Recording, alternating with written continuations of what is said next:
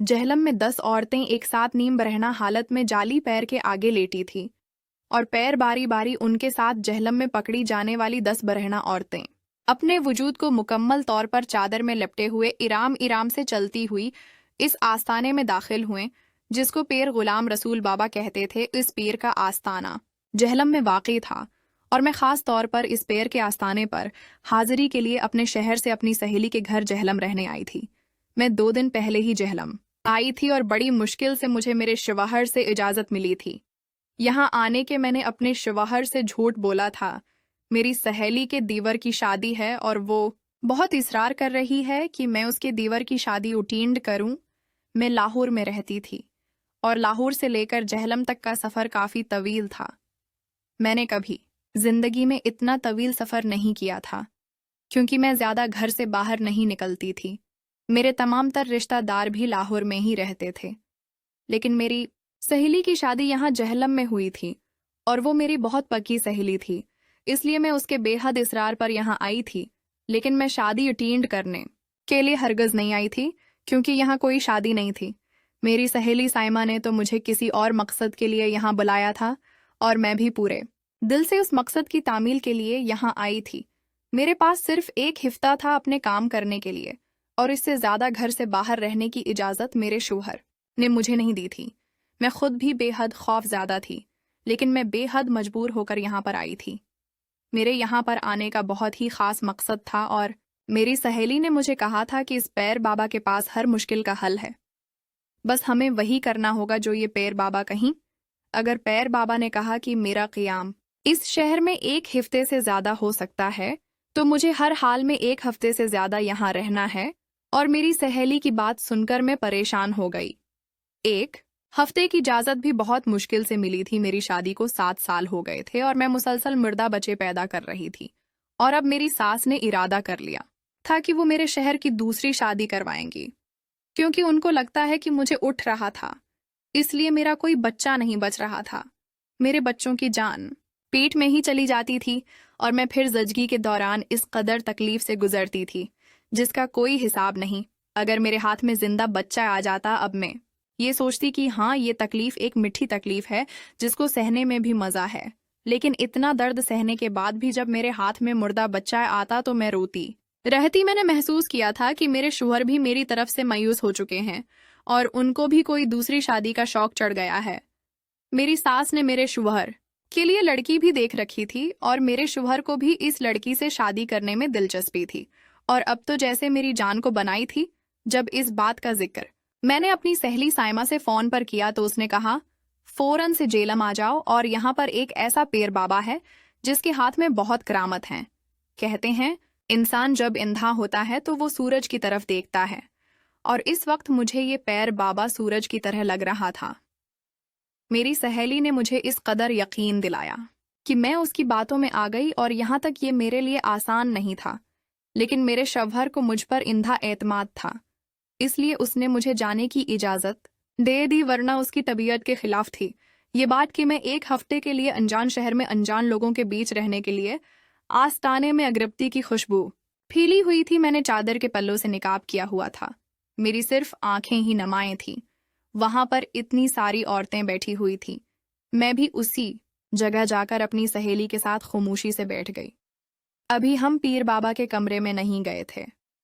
पीर बाबा अंदर के एक और कमरे में थे और वो बारी बारी आने वाली हर औरत को पूरी तौजा से सुन रहे थे और दुआ लिख कर दे रहे थे। बड़ी मुश्किल से सबसे आखिर में हमारी बारी आई क्योंकि हम दोनों बहुत देर से गई थी। धड़कते हुए दिल के साथ में पीर बाबा के कमरे में दाखिल हुई तो दूर से ही पीर बाबा ने कहा कि तुम दोनों में से तलबगार कौन है। तो मेरी सहेली ने मेरी तरफ इशारा किया तो पीर बाबा ने कहा, जो तलबगार है सिर्फ वो अंदर आ सकता है, बाकी बाहर बैठे रहें। पीर बाबा की बात सुनकर तो मैं घबर आ गई थी क्योंकि मैं अपनी सहेली का बगैर अंदर नहीं जाना चाह।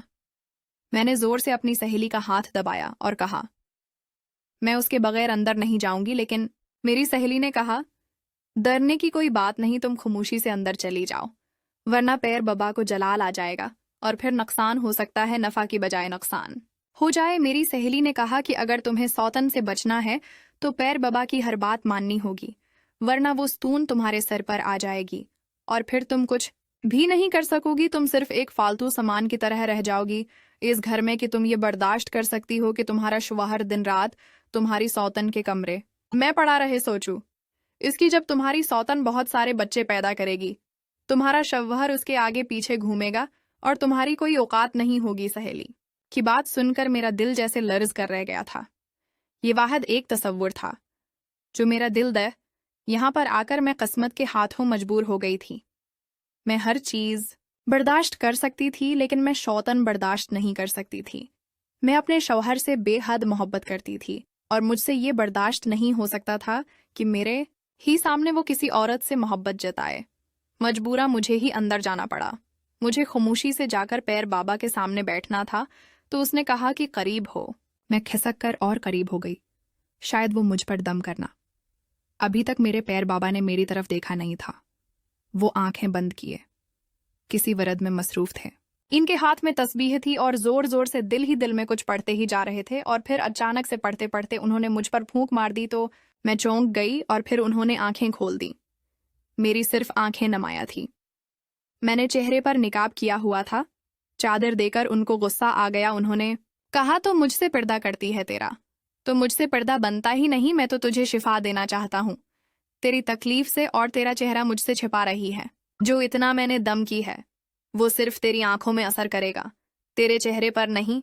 और तेरा चेहरा तेरे शहर के सामने बेरूना को कर रह जाएगा, और फिर तेरा शहर तेरी सौतन को ले आएगा और उसका चेहरा दमकता रहेगा, और तेरे चेहर क्या तो ये बर्दाश्त कर सकती है।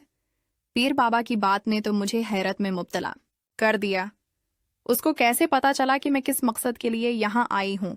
अभी तो मैंने कुछ बताया ही नहीं था कि मेरे यहाँ आने का मकसद किया था, तो फिर उन्हें कैसे पता चल गया था मेरा शौहर दूसरी शादी करने वाला है और मैं सौतन के खौफ से उनके पास आई हूँ? बेरौंक चेहरे वाली बात ने तो मुझे झंझोड़ कर रख दिया था। मैंने घबराहट में फौरन से पलट हटाया और चेहरा बाबा को दिखाया, तो उन्होंने शाबाशी के अंदाज में सर को ऊपर नीचे जनबश दी और फिर दोबारा से आंखें बांध करके कुछ पढ़ने लगे और पढ़ते पढ़ते फिर से मेरे चेहरे को देखा। फिर थोड़ी देर बाद बोले कि खौफ ज्यादा हो अपने शौहर को खोने से डरती हो, दूसरी औरत के आने से बांझ रह जाने के खौफ ज्यादा होना। पैर बाबा तो मुझे हैरान और परेशान किए जा रहे थे। उन्हें कैसे पता चल गया? मैंने कहा कि आपको ये सब कैसे पता?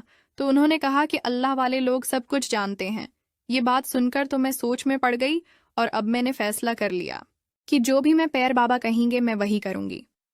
पीर बाबा ने कहा कि तेरी सास ने तेरे शौहर के लिए लड़की तलाश कर ली है और तेरा शौहर भी इस लड़की में दिलचस्पी रखता है और ऐन मुमकिन है कि जल्द वो लड़की सौतन बनकर तेरे सर पर आ जाएगी। जब पीर बाबा ने ऐसा कहा तो मैं उनके कदमों में गिर गई और मैंने कहा, नहीं बाबा जी, मैं ये बर्दाश्त नहीं कर सकती। कुछ भी हो जाए मुझे इस लड़की से बचाएं। मैं तो एकदम से पैर बाबा की मदा हो गई थी कि उन्हें मेरे दिल की हर बात पता थी, मेरे सारे हालात का पता था और वाकई में कोई बहुत पहुंचे हुए पीर बाबा लगते थे जो उन्हें सब कुछ पता था। और ये तक पता था कि मेरी सास ने लड़की तक तलाश कर ली है। मेरे शहर के लिए पैर बाबा ने कहा कि आज तुम घर चली जाओ। फिर कहा, लाना साइमा के साथ। इसके घर वापस आ गई और वापस आकर मैं साइमा बाहर बरामदे में ही बैठे हुए थे और मैं इससे कह रही थी कि मैं वाकई पैर बाबा को मान गई हूँ। इन्हें इन बातों का पता था जो बातें मैंने उनसे कही ही नहीं। मैं हैरान हूं कि कैसे उन्हें सब कुछ पता चल गया। वो यकीनन बहुत पहुंचे हुए पैर बाबा हैं और मैं वही करती जाऊंगी जो वो कहते जाएंगे। साइमा ने कहा, हाँ हाँ, वो मेरे आजमाए हुए हैं। मैं जिस औरत को पैर बाबा के पास लेकर गई हूँ वो औरत कामयाब ही लौटी है। बस तुम्हें पूरे दिल जोई से साथ तुम्हें अपना मकसद हासिल करना है, हिम्मत नहीं हारनी। और अगर तुमने हिम्मत हार ली तो तुम्हारी जगह कोई और आ जाएगी और किसी और के आने का तसव्वुर ही मेरे लिए नाकाबिल बर्दाश्त था। पीर बाबा की बातों को सोचते सोचते सो गई थी और मैं बहुत सुकून की नींद सोई थी। पीर बाबा की बातों को जब सोचते सोचते सो गई और सुबह बीदार हुई तो मैं बहुत परसुकून थी और बहुत पर उम्मीद थी कि अब मेरा काम होने वाला है और अब मैं सौतन से बच जाऊंगी। अगले रोज फिर मैं साइमा दोनों पैर बाबा के आस्ताने पर चली गई और इस बार हमारी बारी जल्दी ही आ गई। इस बार फिर पैर बाबा ने साइमा को बाहर रखने का कहा और मुझे अंदर आने का कहा। मैं अंदर चली गई और कल की तरह घबराई हुई नहीं थी। अब मेरे अंदर एक इत्मीनान आ चुका था, मेरा खौफ खत्म हो चुका था और मैं बेखौफ होकर पीर बाबा के सामने बैठ गई। जैसे किसी से कुछ मांगने के लिए बैठ जाते हैं। पीर बाबा ने मुझसे कहा, मैं तुम्हारे लिए चला काटूंगा और इसलिए तुम्हें 40 दिन तक मेरे आस्ताने में रहना होगा। 40 दिन का सोचकर तो मैं घबर आ गई। मैंने पीर बाबा से कहा, मैं अपने शहर से 1 हफ्ते की इजाज़त बड़ी मुश्किल से लेकर आई हूँ। 40 दिन तुम मेरे लिए बहुत ज़्यादा हैं और मैं इतने दिन नहीं रह सकती। फिर पीर बाबा ने कहा, ठीक है, तुम्हारा 40 दिन का चला 10 दिन में पूरा कर देता हूँ तुम्हारी मजबूरी को देखते हुए, लेकिन शर्त यह है